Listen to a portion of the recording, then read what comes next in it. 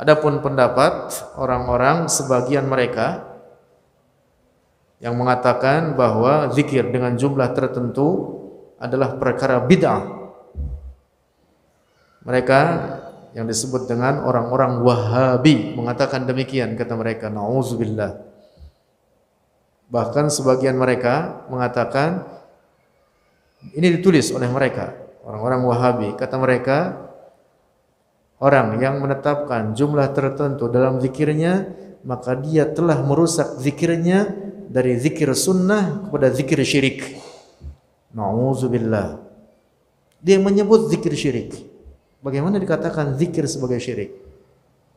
Dan itu ditulis oleh mereka dalam buku-buku mereka. Na'udzubillah. Berzikir dengan jumlah tertentu,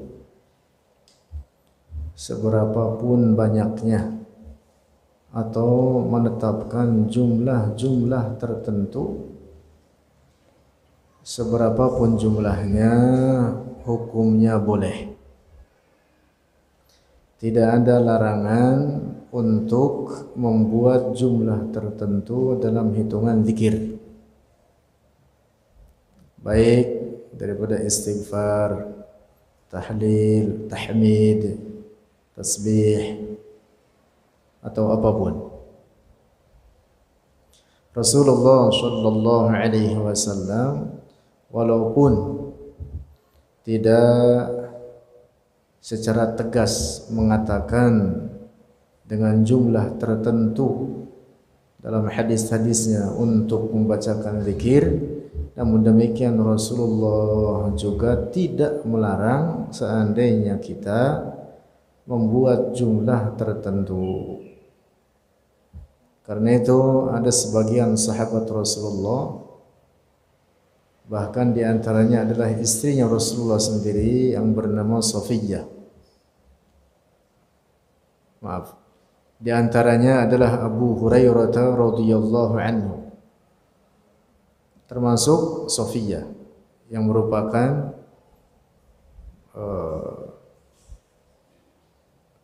bibi Rasulullah sallallahu alaihi wasallam, juga beberapa sahabat lainnya. Mereka setiap hari memiliki zikir tertentu dengan jumlah tertentu yang mereka buat sendiri jumlah tersebut, dan Rasulullah tidak melarang itu. Nah, karena itu pendapat sebagian orang yang mengatakan bahwa membuat jumlah tertentu dalam zikir dinilai oleh mereka sebagai perkara bid'ah adalah penilaian yang tidak benar. Bahwa Rasulullah tidak menentukan jumlah tertentu dalam zikir bukan berarti bahwa itu sesuatu yang dilarang. Kaidah usuliyah yang ini juga kaidah diambil dari hadis-hadis Rasulullah sallallahu alaihi wasallam mengatakan at-tarku la yaqtadi at-tahrim. Meninggalkan satu perkara tidak menuntut pengharaman. Rasulullah ketika meninggalkan suatu perkara tidak mesti bahwa perkara tersebut adalah sesuatu yang diharamkan. Sebatas at-tark saja, at-tark itu artinya meninggalkan, tidak berindikasi atau tidak berakibat hukum haram. Ketetapan hukum haram itu ada redaksi-redaksi tersendiri untuk itu. Seperti misalkan oleh Rasulullah dinyatakan sendiri bahwa itu haram dengan redaksi at-tahrim dan beberapa sigat lainnya. Nah, jadi hanya sebatas meninggalkan saja bahwa satu perkara itu tidak dikerjakan oleh Rasulullah tidak berarti bahwa perkara tersebut lantas sebagai sesuatu yang diharamkan. Nah, para ulama kita misalkan di dalam beberapa tarekat, mereka menetapkan jumlah-jumlah tertentu bagi bacaan-bacaan zikir. Misalkan dalam satu hari ada yang dibaca 200 kali, istighfar. Seperti misalkan di antaranya dalam tarekat Qadiriyah yang dinisbatkan atau disandarkan kepada Al-Imam As-Sayyid Abdul Qadir Al-Jilani yang disebut dengan tarekat Qadiriyah.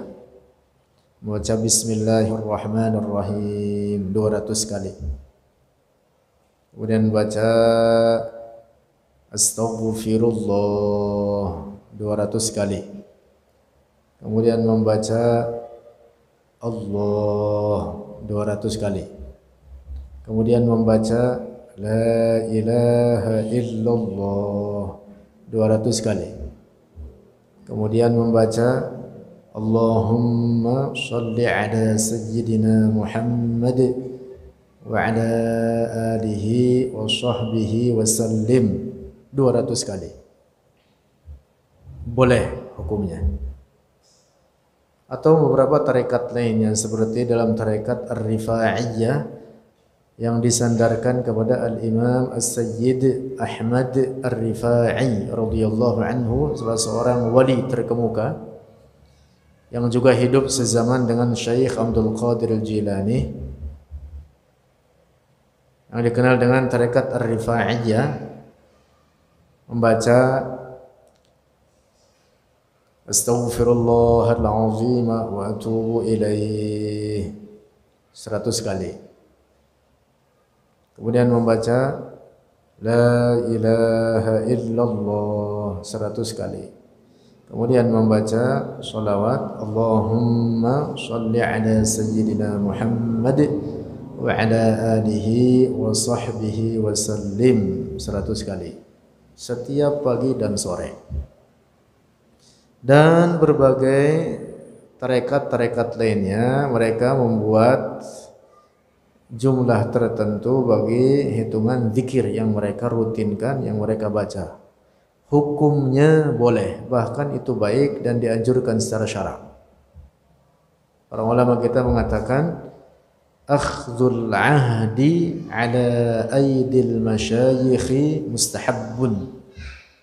Akhdhul ahdi, mengambil janji di atas tangan orang-orang soleh, artinya untuk memegang teguh syariat ini mustahabbun, itu adalah perkara yang dianjurkan dalam syariat karena dapat membantu seseorang meningkatkan takwanya kepada Allah.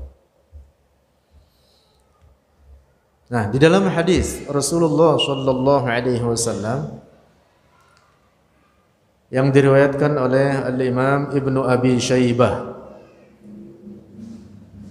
yang hadis ini dinilai hasan. Hadis kualitas hasan itu sedikit di bawah hadis sahih, tetapi dari segi bahwa hadis hasan ini yuhtajju bihi, artinya dijadikan hujjah atau jadikan landasan dalil dalam syariat, kedudukannya sama dengan hadis sahih, walaupun dia sedikit kualitasnya di bawah hadis sahih. Namanya hadis hasan. Wa kullu ma an rutbatil husni qusur.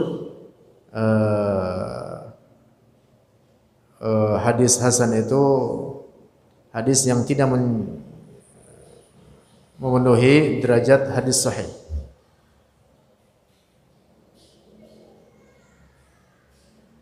Wal hasanul ma'rufu turqan wa ghadat rijaluhu laqas sahih ishtaharat. Perbedaannya hanya sedikit saja dengan hadis sahih. Yang jelas bahwa hadis hasan adalah hadis yang dapat dijadikan landasan atau dijadikan dalil dalam hukum-hukum syara'.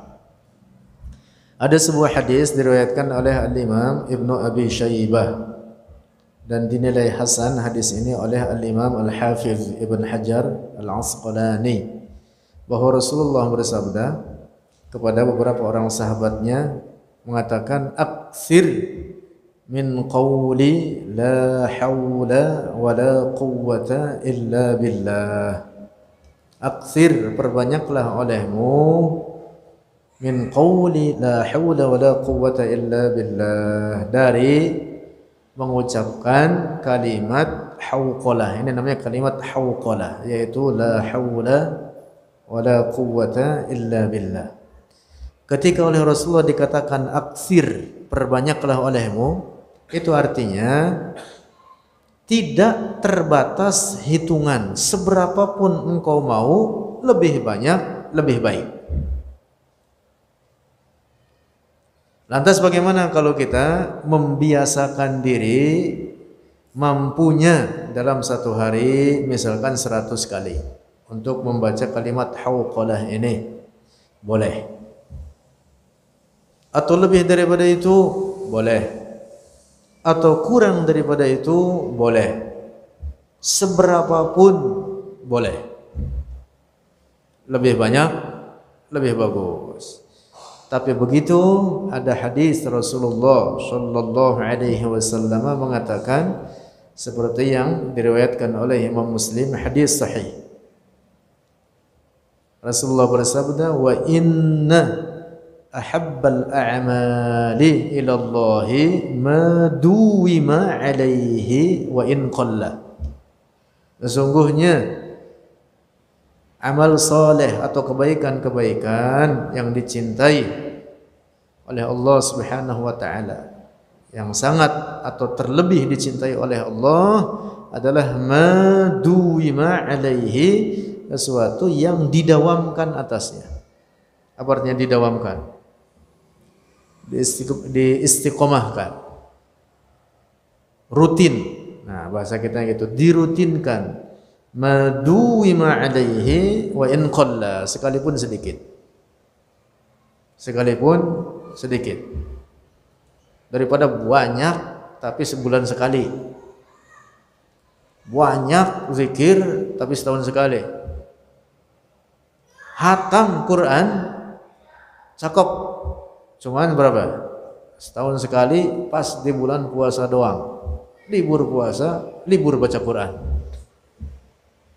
Kurang baik sebenarnya begitu itu. Ya, tapi ketika bulan puasa diperbanyak atau lebih banyak lagi dibanding hari-hari lain, lebih bagus.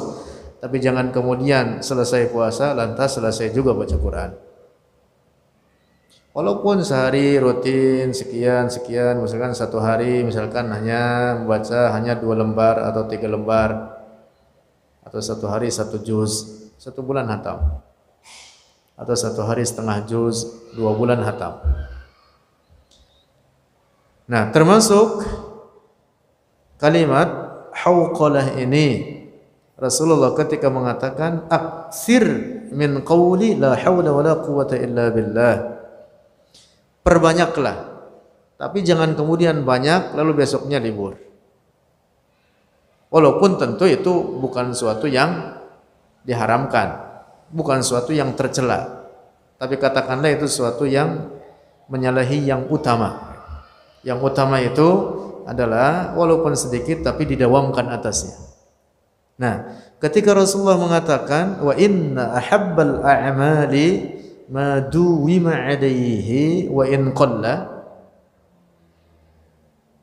wa inna ahabbal a'mal ma duwima alaihi wa in qalla, itu menunjukkan bahwa seandainya kita menetapkan jumlah tertentu dalam redaksi zikir yang kita baca setiap hari, seperti itu tadi di dalam beberapa tarekat, satu hari paginya baca 200 daripada kalimat-kalimat zikir, kemudian sorenya sekian juga, dan didawamkan di atas zikir tersebut, itu sangat terpuji di dalam syariat ini, dan faedahnya sangat besar. Faedahnya sangat besar. Nah, jadi hadis ini juga beberapa hadis lainnya ada banyak yang senada dengan ini memberikan pemahaman bagi kita bahwa berzikir dengan jumlah tertentu hukumnya boleh, tidak terlarang secara syariat. Adapun pendapat orang-orang sebagian mereka yang mengatakan bahwa zikir dengan jumlah tertentu adalah perkara bid'ah, mereka yang disebut dengan orang-orang Wahabi mengatakan demikian, kata mereka. Nauzubillah. Bahkan sebagian mereka mengatakan, ini ditulis oleh mereka, orang-orang Wahabi, kata mereka, orang yang menetapkan jumlah tertentu dalam zikirnya, maka dia telah merusak zikirnya dari zikir sunnah kepada zikir syirik. Nauzubillah. Dia menyebut zikir syirik. Bagaimana dikatakan zikir sebagai syirik? Dan itu ditulis oleh mereka dalam buku-buku mereka. Nauzubillah. Nah, itu pendapat ngaco. Pendapat apa? Pendapat ngaco itu. Dalam hadis lain, Rasulullah sallallahu alaihi wasallam bersabda, hadis sahih diriwayatkan oleh Al-Imam Ibn Hibban, juga diriwayatkan oleh Al-Imam Al-Hakim dalam kitab Al-Mustadrak. Al-Imam Ibn Hibban meriwayatkan dalam kitab sahihnya Al-Ihsan bitartib Sahih Ibn Hibban. Al-Imam Hakim meriwayatkan dalam kitab Al-Mustadrak ala Sahihain. Rasulullah bersabda, "Istakthiru minal baqiyatis salihat." Kata Rasulullah apa? Istakthiru, perbanyaklah oleh kalian dari mengucapkan al-baqiyat as-salihat. Qila, dikatakan oleh para sahabat, ada yang bertanya kepada Rasulullah, "Wa ma hiya?" Ya Rasulullah, apakah yang dimaksud dengan al-baqiyatus salihat tersebut, wahai Rasulullah? Rasulullah menjawab, at-takbiru wat-tasbihu wat-tahmid wala hawla wala quwwata illa billah. Hadis sahih riwayat Al-Imam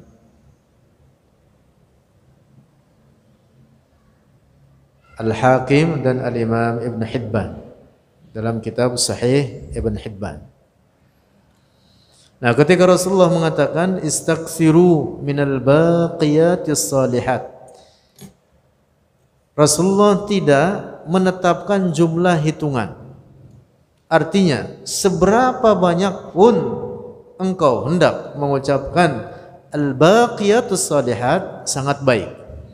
Dan apabila didawamkan atas jumlah tertentu sesuai kemampuan kalian, maka itu lebih baik. Dengan dasar hadis itu tadi, wa inna ahabbal a'mal ma duwima alaihi wa in qalla. Rasulullah mengatakan, istaghfiru, perbanyaklah oleh kalian minal baqiyatis salihat, daripada membaca al-baqiyatus salihat. Para sahabat bertanya, wahai Rasulullah, apa yang dimaksud dengan al-baqiyatus salihat? Rasulullah menjawab, al-baqiyatus salihat yaitu at-takbir, membaca takbir, wat-tahlil, wat-tasbih, wat-tahmid, dan tahlil dan tasbih.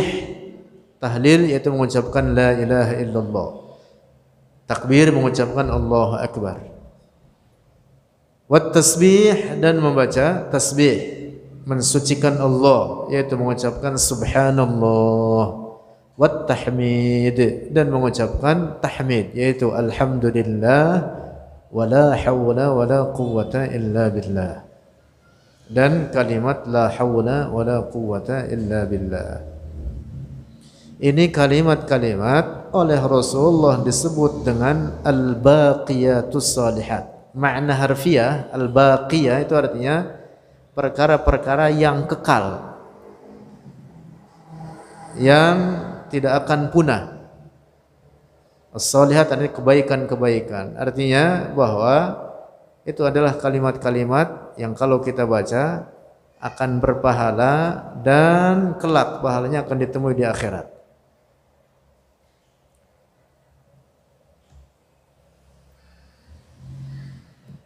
Tidak akan punah daripada pahala tersebut. Atau kalimat-kalimat tersebut adalah kalimat-kalimat yang kandungannya adalah memuji, mengagungkan terhadap Allah Subhanahu wa taala. Karena isinya takbir, al-baqiyatus shalihat itu isinya takbir, kemudian tahlil, tasbih dan tahmid. Sehingga disebutlah al-baqiyatus shalihat. Kalimat-kalimat yang kekal. Nah, kembali lagi terkait dengan hitungan di dalam zikir. Di dalam hadis ini Rasulullah sallallahu alaihi wasallam hanya mengucapkan istaghfiru, perbanyaklah oleh kalian. Nah, pemahamannya jangan dibalik. Orang-orang sebelah itu mengatakan begitu ketika Rasulullah tidak menetapkan dalam hadis ini terkait jumlah hitungan, itu artinya kita tidak boleh menetapkan jumlah hitungan. Itu namanya pemahaman dibalik. Itu namanya pemahaman rusak. Pemahaman demikian itu bertentangan dengan hadis lainnya yang kita bacakan tadi. Kata Rasulullah, wa inna ahabbal a'mali ma duwima alaihi wa in qalla. Hadis ini justru memberikan pemahaman bagi kita bahwa kita apabila hendak menetapkan jumlah tertentu sesuai kemampuan kita, itu hukumnya boleh. Bukan justru harus diacak, hari ini 1, besok 2, besoknya 5, besoknya misalkan semampu kita atau semau kita. Ya kalaupun begitu tidak bermasalah, karena ini sebenarnya adalah perkara yang mustahab, perkara yang dianjurkan saja, bukan perkara wajib dalam syariat. Tetapi kalau kemudian dikatakan apabila kita menetapkan jumlah tertentu lalu dikatakan bahwa itu perkara bid'ah, nah itu namanya penilaian yang ngaco namanya. Nah, berapapun jumlah yang hendak kita tetapkan sesuai kemampuan kita, dan apalagi kita dawamkan di atas jumlah tersebut, maka itu adalah sesuatu yang terpuji dalam syariat. Boleh hukumnya. Dapat dipahami ini? Bahwa Rasulullah walaupun tidak menetapkan jumlah tertentu, bukan berarti Rasulullah melarang. Ingat-ingat ini, kebanyakan sebagian orang mereka yang sering menuduh bid'ah terhadap perkara-perkara yang hanya karena menurut mereka itu tidak ada di zaman Rasulullah, tidak ada di zaman sahabat, lalu dikatakan bid'ah sesat, bid'ah sesat. Pokoknya apapun yang ada di zaman Rasulullah disebut bid'ah sesat aja udah. Biasanya landasan pendapat mereka yang rapuh ini, pendapat yang rusak ini adalah hanya karena itu saja. Kaedahnya bahwa itu tidak dikerjakan oleh Rasulullah, itu tidak ada di zaman Rasulullah, itu tidak ada di zaman sahabat. Hanya itu kaedahnya. Padahal itu sebenarnya kaedah yang mereka buat sendiri dan itu sebenarnya bukan kaedah. Justru para ulama kita telah menetapkan kaedah yang ini kaedah diambil dari hadis-hadis Rasulullah dan menyalahi apa yang menjadi kaedah mereka. Para ulama kita mengambil dalil dari hadis Rasulullah yang kemudian hadis ini jadikan kaedah. Ada banyak hadis-hadis semacam ini, saya sebutkan hadisnya, di antaranya hadis sahih. Ketika Rasulullah sallallahu alaihi wasallam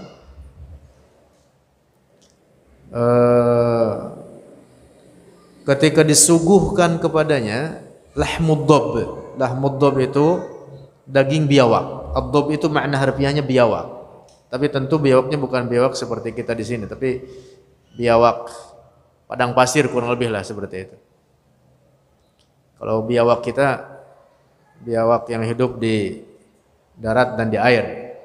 Tapi kalau biawak padang pasir enggak ada airnya, di pasir aja. Yang jelas kurang lebih makna harfiahnya ad-dhab adalah biawak seperti itu. Nah, Rasulullah disuguhkan kepadanya lahmud dhab. Disuguhkan kepadanya lahmud dhab.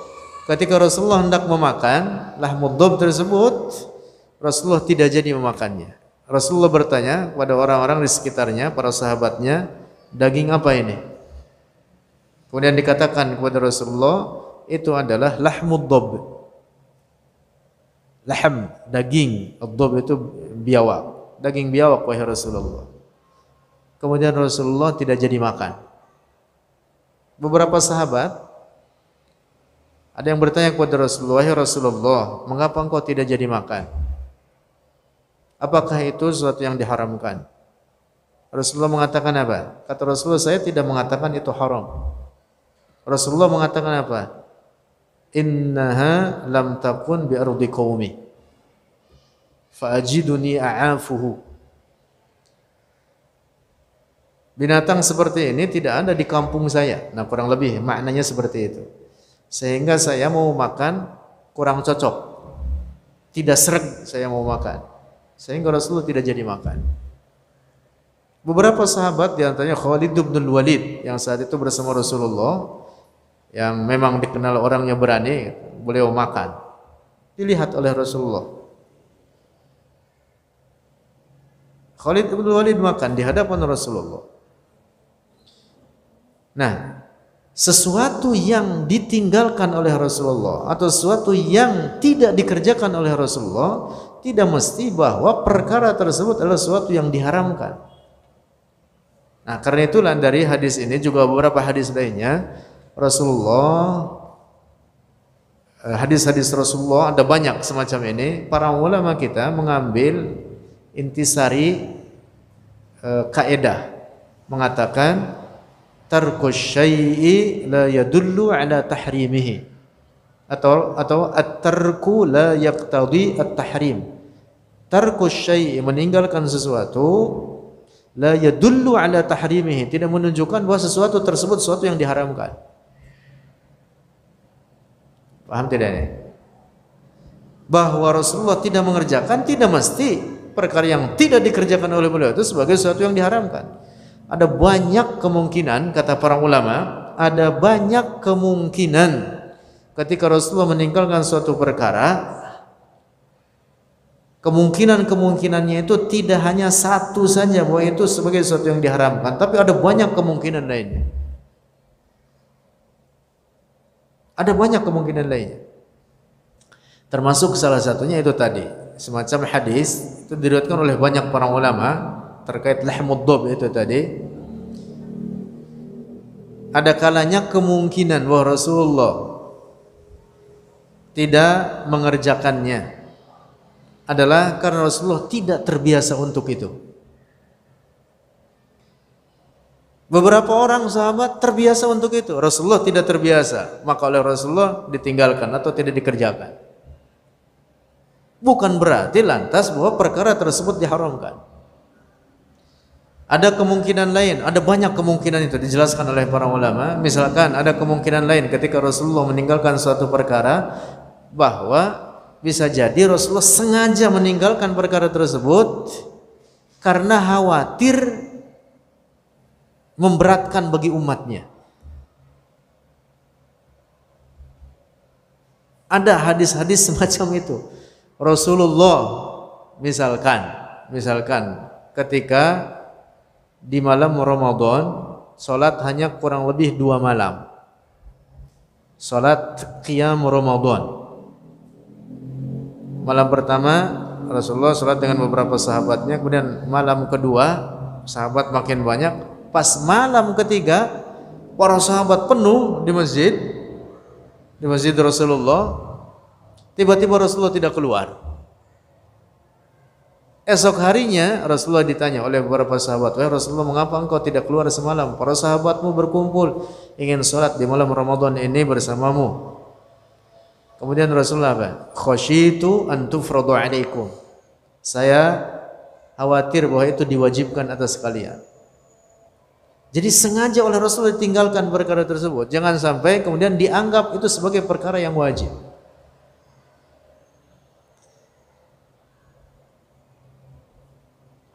Buah hadis misalkan Rasulullah mengatakan, "Laula an asyqa ala ummati la amartuhum bis-siwaki 'inda kulli shalah." Seandainya tidak memberatkan atas umatku, maka akan aku perintahkan setiap orang dari umatku ini untuk bersiwak setiap kali mau sholat. Tapi kemudian apa? Itu tidak diharuskan atas mereka. Itu tidak diharuskan oleh Rasulullah atas mereka. Walaupun Rasulullah dalam banyak keadaannya senantiasa bersiwak. Rasulullah itu kemana-mana bawa siwak. Tetapi itu tidak kemudian menjadi diwajibkan atas umatnya. Jadi ada kalanya Rasul meninggalkan perkara-perkara itu banyak kemungkinannya. Ada banyak kemungkinannya. Lalu para ulama kita mengatakan ma dakhalahu al-ihtimal saqata bihi al-istidlal. Ini juga kaidah usuliyah, kaidah usul fikih. Ma dakhalahu al-ihtimal, sesuatu yang mengandung kemungkinan-kemungkinan yang banyak, saqata bihi al-istidlal, maka tidak boleh dijadikan dalil tertentu. Misalkan hanya karena Rasulullah meninggalkan suatu perkara, lantas tidak boleh kemudian ini dijadikan dalil haram. Karena sebatas meninggalkan itu ada banyak mengandung kemungkinan-kemungkinan. Dapat dipahami itu? Kaidah dalam usul fikih, ma dakhalahu al-ihtimal saqata bihi al-istidlal. Nah, jadi kesimpulannya bahwa apa yang tidak ada di zaman Rasulullah, apa yang tidak ada di zaman para sahabat, tidak mutlak mestilah dia itu sesuatu yang sesat atau dikatakan bid'ah sesat. Tidak mutlak seperti itu. Tidak mutlak seperti itu. Sesat itu kapan? Adalah apabila nyata-nyata ini barang baru, menyalahi Al-Quran, menyalahi hadis Rasulullah, menyalahi asarus sahabah, ajaran-ajaran yang sudah berlaku di kalangan para sahabat, aqwalus sahabah wa af'aluhum. Jadi asar para sahabat itu artinya perkataan para sahabat dan perbuatan mereka. Kalau nyata-nyata itu menyalahi mereka, menyalahi Al-Quran apalagi, menyalahi hadis apalagi, maka ini barang baru ini yang disebut bid'ah. Sebenarnya makna bid'ah itu secara bahasa adalah barang baru. Barang baru. Ma uhditsa ala ghairi misalin sabiq, sesuatu yang dirintis yang tidak pernah ada contoh sebelumnya. Ya bahasa kita kurang lebih barang baru. Ini barang baru kapan dikatakan sesat? Adalah ketika nyata-nyata menyalahi Al-Quran, menyalahi hadis, menyalahi asarus sahabah, barulah itu disebut sesat. Tapi kalau notabene-nya tidak menyalahi Al-Quran, tidak menyalahi hadis Rasulullah, contohnya itu tadi, membuat bilangan-bilangan tertentu bagi zikir, boleh tidak menyalahi Al-Quran, tidak menyalahi hadis.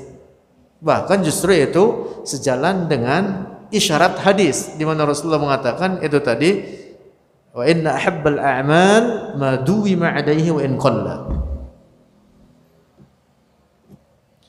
Di zaman Rasulullah tidak ada pengajian habis maghrib sampai isya seperti ini, malam Ahad lagi. Ada enggak? Cari otak-atik hadisnya, enggak ada. Enggak ada. Nah, pengajian itu kan menyangkut ilmu syara, yang dikaji ilmu syariat, ajaran Islam. Tidak ada di zaman Rasulullah ngaji habis maghrib, entar habis isya ngaji, entar habis subuh ngaji. Enggak ada. Enggak ada ketentuan-ketentuan waktu ngaji di jadwal. Enggak ada. Tapi bagus tidak ini? Bagus. Sejalan dengan syariat. Syariat memerintah kita untuk belajar. Waktunya terserah kapanpun. Mau habis maghrib, habis isya, tengah malam pun boleh. Silakan. Tuh seperti itu. Jadi tidak ada ketentuan waktu kapan mau belajar. Yang jelas belajar ilmu agama itu adalah perintah, diperintahkan di dalam syariat ini.